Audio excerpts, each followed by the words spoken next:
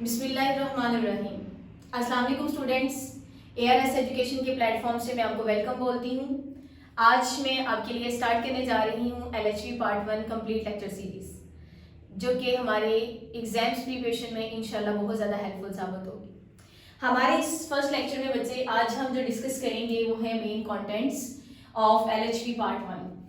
इन main contents को discuss करने या ये इंट्रोडक्टरी लेक्चर बनाने का मेन पर्पस ये है कि सबसे पहले स्टूडेंट्स हमारे पास एक स्केच होना चाहिए कि हमने अपनी इस प्रिपरेशंस में किन पॉइंट्स को या किन कंटेंट्स को डिस्कस करना है। हमारा ये होल सिलेबस जो है किन कंटेंट्स के ऊपर डिपेंड कर रहा है या कंसिस्ट है। तो इन मेन पॉइंट्स या मेन कंटेंट्स से हमें ये चीज़ें वाज़ेह हो जाएंगी कि हम अपने इस पूरे सिलेबस में या सीरीज में क्या चीज़ें डिस्कस करने जा रहे हैं। इससे स्टूडेंट्स का एक इंटरेस्ट भी डेवलप होता है, हमें एक थोड़ा आइडिया हो जाता है कि हमारे सिलेबस में कौन कौन सी चीज़ें हैं, क्या मेन पॉइंट्स हैं और किस तरीके से हमने इनको लेके चलना है। तो इंशाल्लाह ये हमारा फर्स्ट लेक्चर जो है वो हमारे जहन में हमें मेंटली प्रिपेयर कर देगा कि हम किन चीज़ों को डिस्कस करने जा रहे हैं। तो इसी के साथ हम बढ़ते हैं अपने मेन कंटेंट्स की तरफ। स्टूडेंट, सबसे पहला जो हमारा कंटेंट है जिसको हमने इस सिलेबस के अंदर कवर करना है वो हमारे पास है इंट्रोडक्शन ऑफ मिडवाइफरी। बच्चे, इसमें हम मिडवाइफरी या ऑब्स्टेट्रिक्स को डिस्कस कर रहे होते हैं। तो ये जो हमारा जो पहला कंटेंट है मिडवाइफरी का या इंट्रोडक्शन ऑफ मिडवाइफरी, इस कंटेंट में हम सबसे पहले यही चीज़ क्लियर करेंगे कि हमारे पास जो है वो मिडवाइफरी और ऑब्स्टेट्रिक्स में मेन डिफरेंस क्या होता है। हम ये दो टर्म्स यूज़ करते हैं इसमें, एक मिडवाइफरी की और एक ऑब्स्टेट्रिक्स की। तो इंशाल्लाह हम इस कंटेंट के अंदर ये चीज़ क्लियर करेंगे कि हमारे पास मेन डिफरेंस क्या है मिडवाइफरी और ऑब्स्टेट्रिक्स के दरमियान में। इसके साथ साथ हम ये देखेंगे कि जो एक मिडवाइफ है या मिडवाइफरी का शोबा, जैसे कि हम जानते हैं कि ये एक हेल्थ प्रोफेशन है और इसके अंदर हम एक चाइल्ड बेयरिंग वुमेन, एक प्रेग्नेंट वुमेन को डील करते हैं। इसके साथ साथ हम उसकी लेबर को, बर्थ को देख रहे होते हैं। न्यू बॉर्न बेबी जो है वो हमारे पास, उसकी मैनेजमेंट्स को हमने देखना है, पॉर्पेरियम पीरियड को डिस्कस करना है और इसी से रिलेटेड बहुत सी जो एक प्रेग्नेंट वुमेन या कंप्लीट प्रेगनेंसी जो है वो इसको हमने डिस्कस करना है। तो मिडवाइफरी जो है उसको किस हद तक कवर करती है, उसकी क्या इसमें ड्यूटीज़ होती हैं, किस तरीके से अपने वर्क को परफॉर्म करता है, ये करती हैं। क्योंकि मिडवाइफरी जो है या मिडवाइफ की common term both mails and females के लिए इस्तेमाल की जाती है, लेकिन मोस्टली इसमें जो है वो मिडवाइफ्स फीमेल होती हैं। और इसके साथ ही हम देखेंगे कि मिडवाइफ से हट के जो हमारे पास ऑब्स्टेट्रिशियंस होते हैं या ऑब्स्टेट्रिक्स का फील्ड है वो किन पॉइंट्स को कवर करता है। तो ये हमारा फर्स्ट लेक्चर होगा, ये कंटेंट होगा जिसके अंदर हम मिडवाइफरी को डील करेंगे। इसमें हम थोड़ा सा टच जो है इसको हिस्ट्री का भी देंगे कि मिडवाइफरी जो है ये शोबा जो है वो किस पॉइंट ऑफ व्यू से सामने आया और क्या इसके पीछे कॉन्सिक्वेंसेस थे, इसके हिस्ट्री का टच लेंगे एक हम। और इसके साथ साथ हम ये भी देखेंगे इस पॉइंट में कि मिडवाइफरी जो है इसका मेन स्कोप क्या है। सो इंशाल्लाह हम इस कंटेंट के अंदर ये सारी चीज़ें कवर करेंगे। इसके साथ ही बच्चे हमारे पास सेकंड कंटेंट है एनाटॉमी ऑफ रिप्रोडक्टिव ऑर्गन्स। चूँकि हम एक प्रेग्नेंट वुमेन को डील करने जा रहे हैं या प्रेगनेंसी को, तो प्रेगनेंसी कैसे कॉज होती है, ओवुलेशन पीरियड क्या होता है, फर्टिलाइजेशन किस तरीके से होती है, मेल फीमेल जो है वो कॉन्टैक्ट कैसे होता है, कौन से उसके रिप्रोडक्टिव ऑर्गन्स हैं जो सेक्सुअली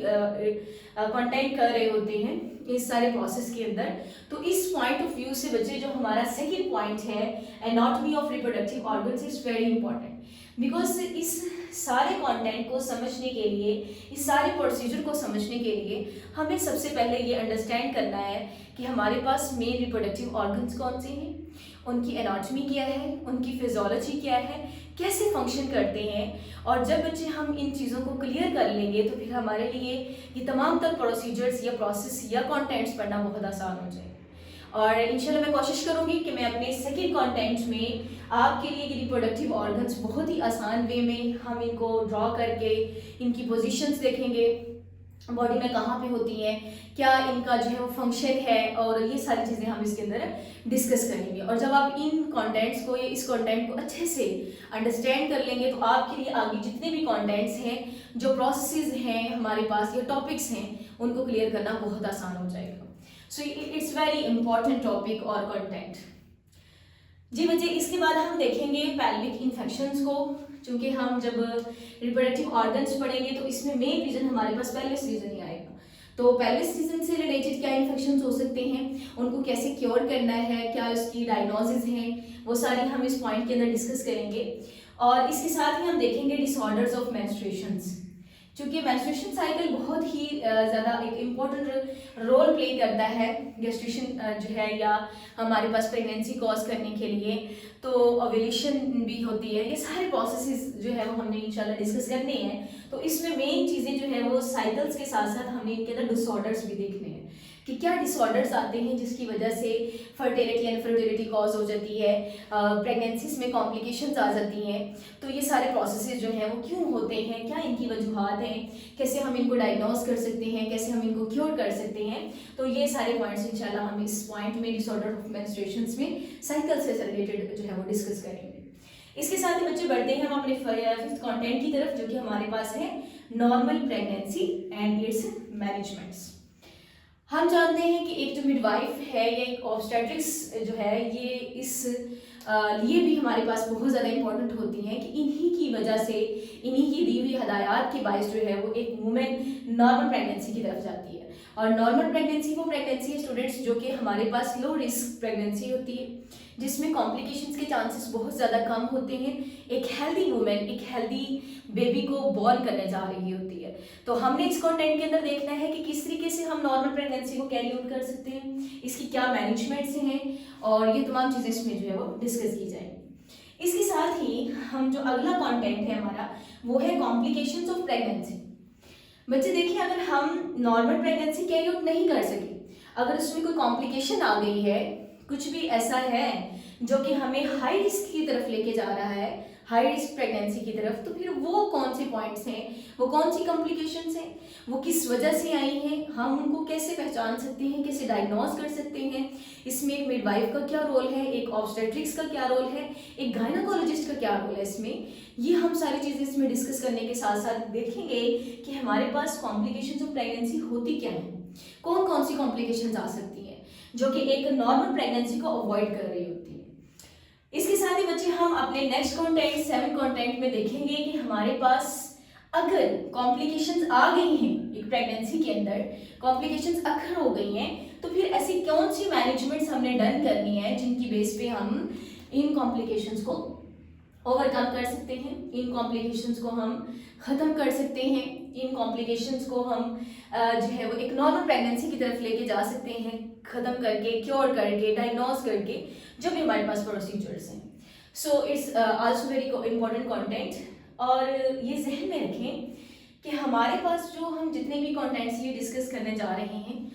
ये सिर्फ एक LHV स्टूडेंट के लिए ही इम्पोर्टेंट नहीं है, बल्कि एज अ वुमेन जब कोई भी फीमेल जो है प्रेगनेंसी को अडॉप्ट करती हैं तो उन्हें इन सारी चीज़ों की मालूमात होनी चाहिए कि ऐसी उनकी डाइट प्लान कौन सा होना चाहिए, उनकी रेस्ट, एक्सरसाइज, जो भी हमारे पास एक प्रेग्नेंट वुमेन को अपनी हैबिट्स अडॉप्ट करनी होती है, क्योंकि ये एक फिजियोलॉजिकली चेंज पीरियड होता है, फिजिकली भी चेंज इसमें आ रही होती हैं एक वुमेन के अंदर, और एक्टिविटीज़ में भी चेंजेस आती हैं। तो इंशाल्लाह हमारे ये लेक्चर्स उन फीमेल्स के लिए भी बहुत ज़्यादा हेल्पफुल होंगे जो अपनी प्रेगनेंसी को लेके काफ़ी ज़्यादा जो है वो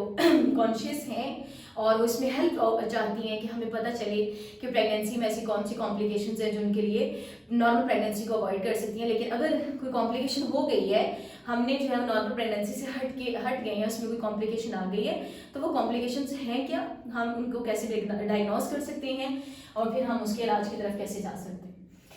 जी स्टूडेंट, नेक्स्ट कंटेंट हमारे पास है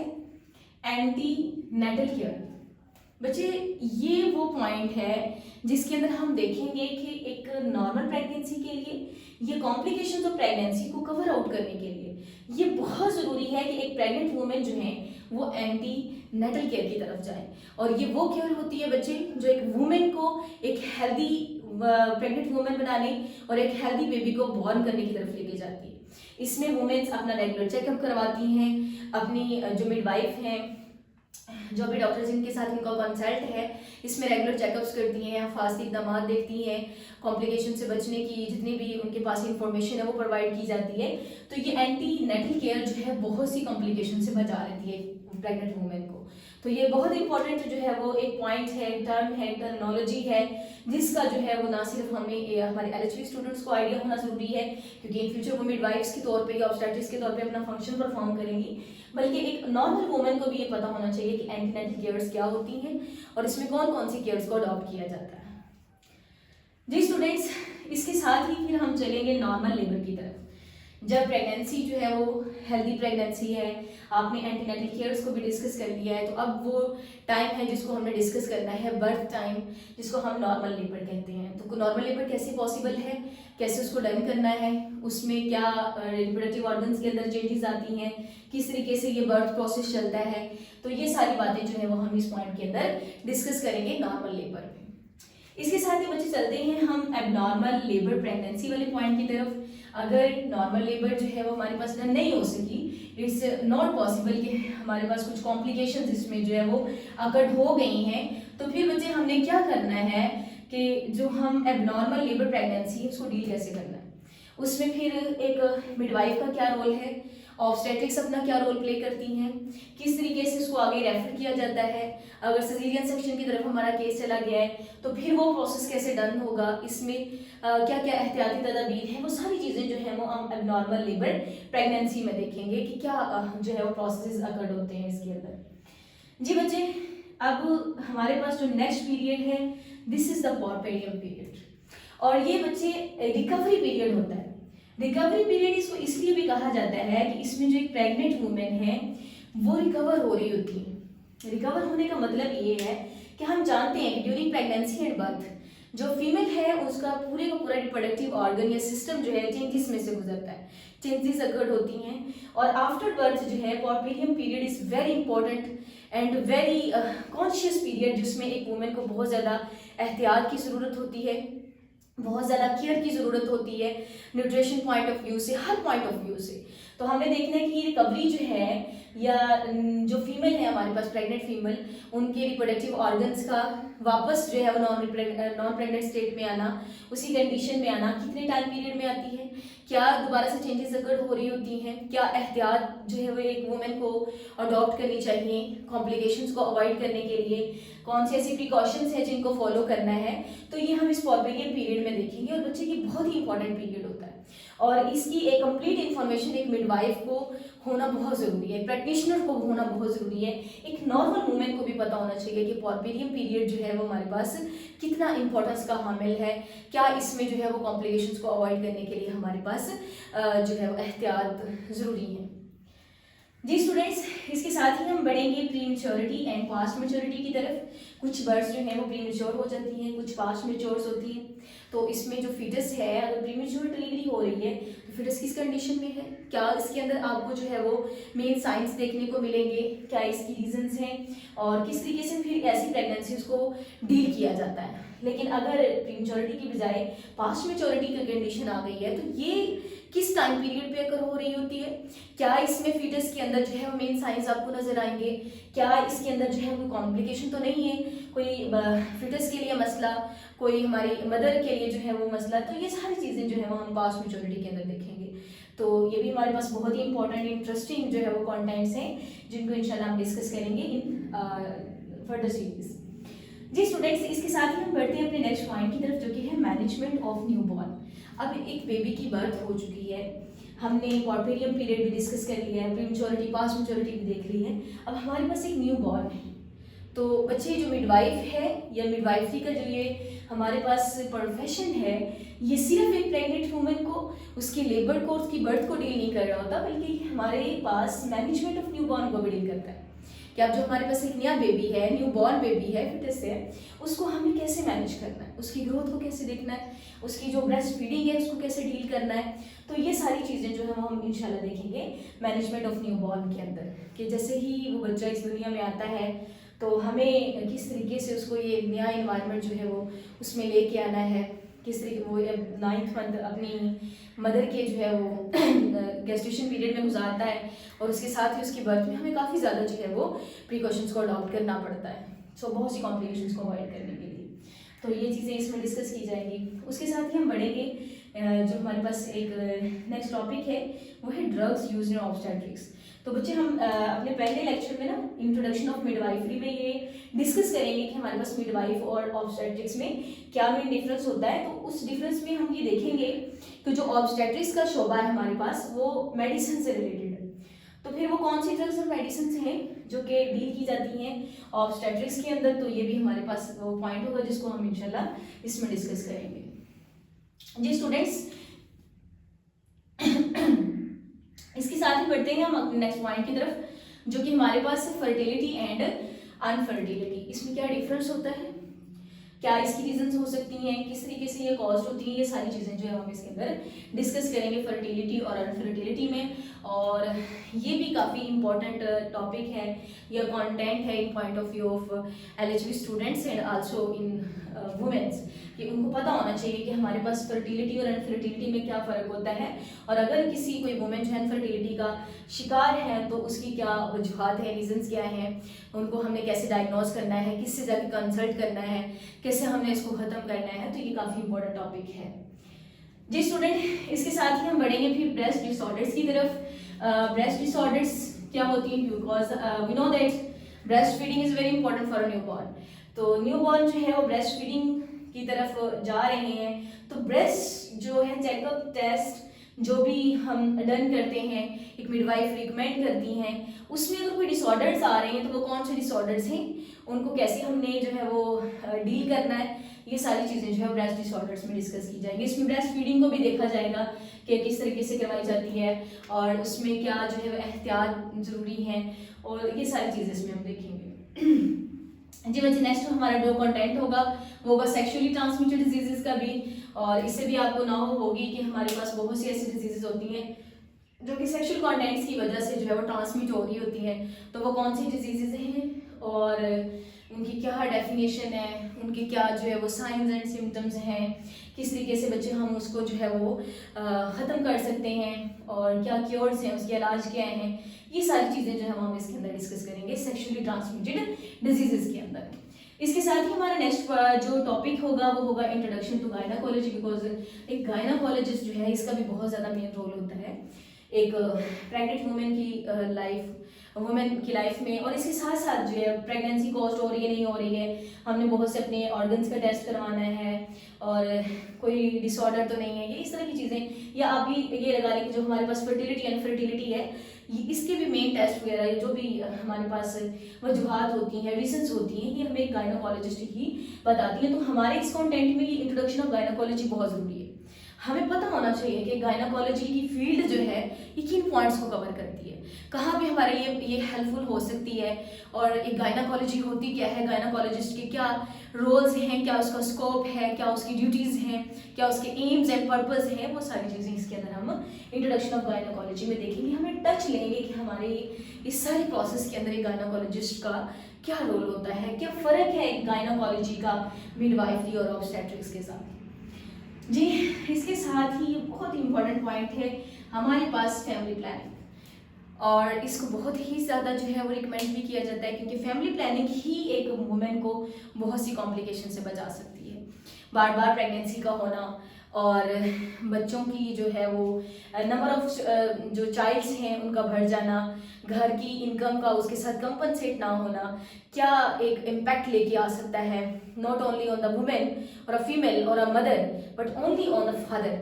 ये बाप और माँ दोनों के ऊपर इम्पैक्ट आता है इसका। तो फैमिली प्लानिंग को क्यों इतना ज़्यादा जो है इंपॉर्टेंस दी जाती है, एक मिडवाइफ किस तरीके से कपल को गाइड कर सकती है फैमिली प्लानिंग के अकॉर्डिंग, और उसके मतलब जो है वो जो भी गाइडेंस होती है वो कैसे देगी, फैमिली प्लानिंग क्यों ज़रूरी है, फैमिली प्लानिंग का क्या अच्छा इम्पैक्ट आता है एक फैमिली के ऊपर, एक कपल के ऊपर और हमारी सोसाइटी के ऊपर भी।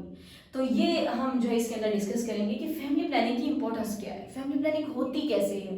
क्या इसके जो है वो हमारे पास अच्छे रिजल्ट्स आ सकते हैं, क्यों इसको इतना जो है ज़्यादा हम इम्पोर्टेंस दे रहे होते हैं कि हमारे पास बच्चों की नंबर ऑफ़ चाइल्ड्स को जो है वो रेंज करना, उसको देखना कि हमारे पास कितने बच्चे हमें अडॉप्ट करने चाहिए,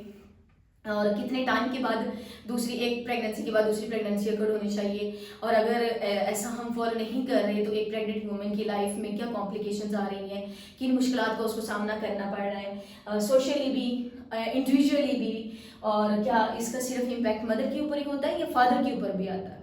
तो इंशाल्लाह ये हम इसके अंदर देखेंगे, ये भी हमारे पास काफ़ी इंपॉर्टेंट पॉइंट होगा। जी बच्चे, इसमें हमारे पास नेक्स्ट पॉइंट होगा पेशेंट रेफरल सिस्टम, और इसमें हम देखेंगे कि पेशेंट रेफरल सिस्टम में है किस तरीके से पेशेंट को जो है वो इन स्टेजेस से रेफरल सिस्टम से गुजारा जाता है। ये भी कंप्लीट सिस्टम है जिसको हम अपने डिस्कशन में लेके आएंगे। और लास्ट में हम देखेंगे principles of district midwife service. एक मिडवाइफ जो है वो अपनी सर्विसेज कैसे परफॉर्म करेंगी, क्या उसके स्कोप हो सकते हैं, क्या उसकी ड्यूटीज़ हैं, क्या उसके एम्स हैं, उसको किस तरह की मिडवाइफ को होना चाहिए। सिर्फ एजुकेशन के साथ साथ आई थिंक सो ये एक ऐसा शोबा है जिसमें एक जो मिडवाइफ है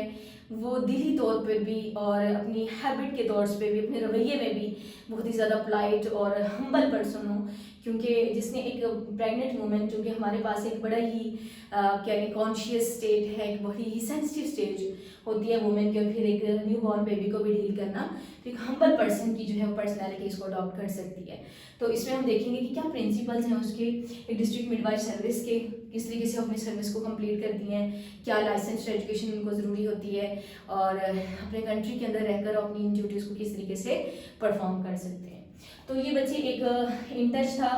मेन कंटेंट्स का, जिनको हम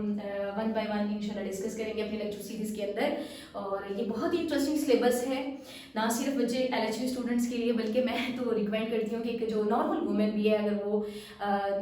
अपना शौर रखना चाहती हैं तो उनको इतना तो गाइडेंस होनी चाहिए, क्योंकि ये उनकी ही लाइफ के लिए बहुत ज़रूरी है। एक फीमेल की लाइफ का ये सबसे इम्पोर्टेंट पार्ट होता है, इससे जो है वो हम अवॉइड नहीं कर सकते इसको। प्रैक्टिकल है, एक कहने की बात है हमारे पास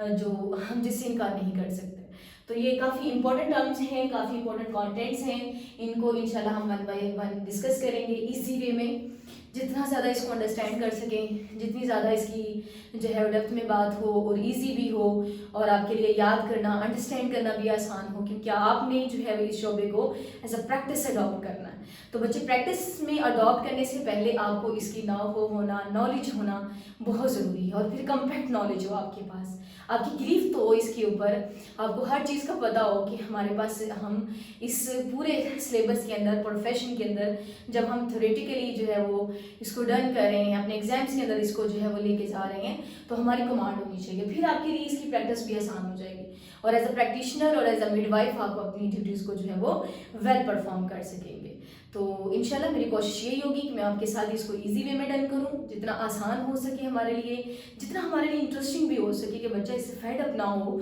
कि मैं इतना नॉलेज जो है वो मैं गेन करना चाह रही हूँ, लेकिन आप शौक से करें, आप अंडरस्टैंड करके करें, इसको समझें, और फिर इंशाल्लाह आप एक अच्छी प्रैक्टिशनर भी बने।